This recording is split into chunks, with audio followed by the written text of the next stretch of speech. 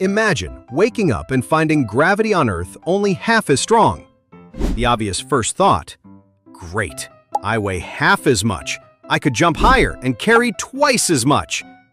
In a cartoonish way, we'd all feel like agile astronauts or superheroes, and maybe relish the last-minute weight loss.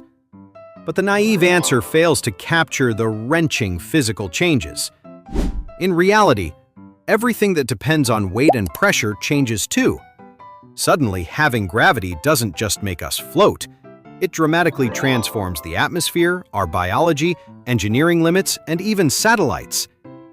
At half gravity, your mass is unchanged, but your weight is halved. You would indeed jump roughly twice as high, since jump height is inversely proportional to gravity.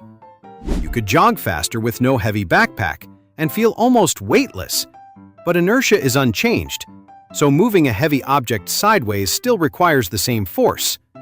Your mass hasn't changed. In practical terms, that means a flying punch hits just as hard, even if you personally feel lighter. More strikingly, all pressures tied to gravity drop too. The weight of the entire air column above us would halve, so surface air pressure falls to about 50% of normal.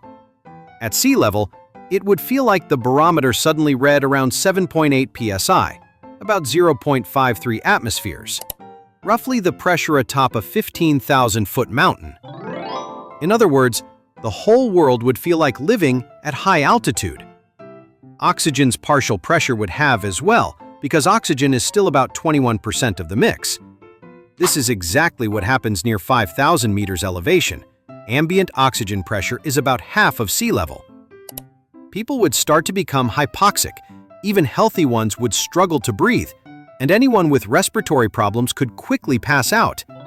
Mountain climbers call anything above 5,500 meters extreme altitude. That is what you would have at ground level. Since the air thins, everything from weather to engine performance changes. Planes would lose lift because air density drops, while still being half as heavy. Paradoxically, they might need more speed to stay aloft. Rivers and waterfalls would flow more slowly, since gravity drives flow speed, which depends on the square root of 2 times gravity times height. It would be like water moving through syrup. Your coffee would hardly bubble out of a straw. Wind patterns would shift unpredictably. In short, breathing, flying, and flow rates all get a halving twist. Even simple friction becomes troublesome. Frictional forces depend on the coefficient of friction multiplied by the normal force. And that normal force, basically your weight, is halved. So everything gets half as grippy. Walking or driving feels like ice skating. Brakes need twice the distance. Climbing ladders is precarious. Even holding onto railings is harder.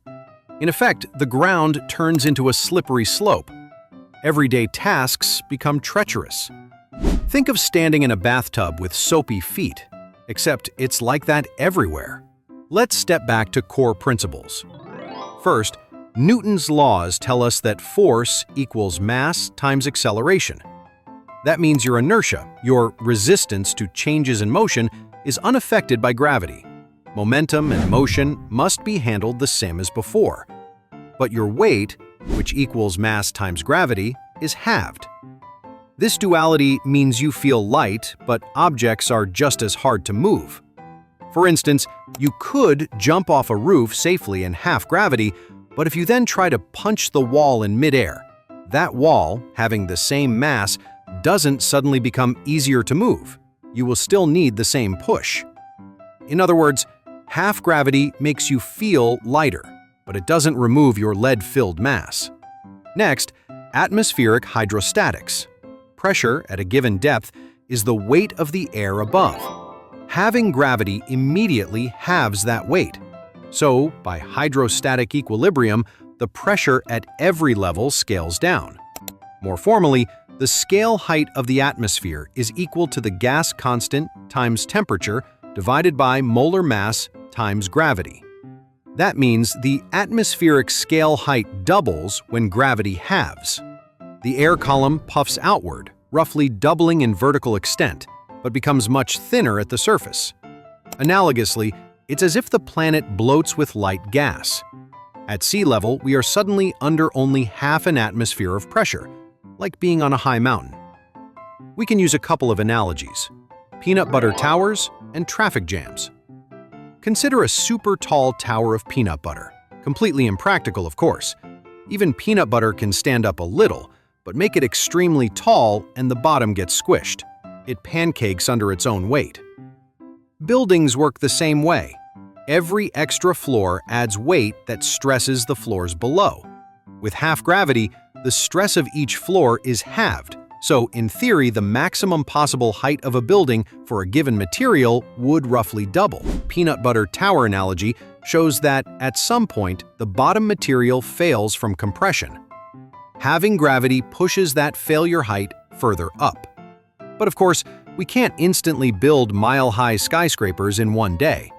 In practice, existing structures would briefly be under much less stress, lighter floors, and less risk of collapse. Counterintuitively, that could make some super flexible structures actually bobble or vibrate oddly, since their weight no longer dampens motion as strongly. For fluid flow, imagine cars on a highway. Gravity is the engine pushing fluids downhill. Have it, and everything creeps slower. A waterfall or faucet under half gravity would throw water only about 70% as high for the same speed. Conversely, fountains that used to shoot 30 meters high would now only reach around 20 meters. Rivers might run more languidly. Your shower's spray pattern would change. Essentially, gravity's pull is cut, so all flows jam up. Like traffic when the metered on-ramp throttle is halved. Finally, orbital mechanics would be drastically affected. The velocity needed for a circular orbit at a given radius is equal to the square root of the gravitational constant times mass divided by radius. Having gravity on Earth means effectively having that gravitational parameter. The orbital speed requirement drops by a factor of about 0.7. But satellites don't slow down by themselves. All our spacecraft and debris are still whizzing at the old speeds. So imagine the International Space Station and GPS satellites suddenly finding themselves going too fast for their new orbits. Many would climb into higher orbits or even escape temporarily. You might jokingly think of it as free accidental space tourism. By contrast, at low altitudes, a rocket launch calibrated for normal gravity would grossly overshoot, so no safe getaway rockets. Things get weirder as hours pass. At first, everyone may feel like a kid on anti-gravity day, letting go of objects in midair, bouncing around, maybe trying to swim through the air at the park. But within minutes, the darker effects kick in. People begin to gasp and faint as the thin air hits. It's an involuntary high-altitude marathon day for the whole planet. Oxygen masks and emergency tanks become the hottest fashion item. Expect the Mountain Safety Council to issue advisories like, "Don't climb in your living room."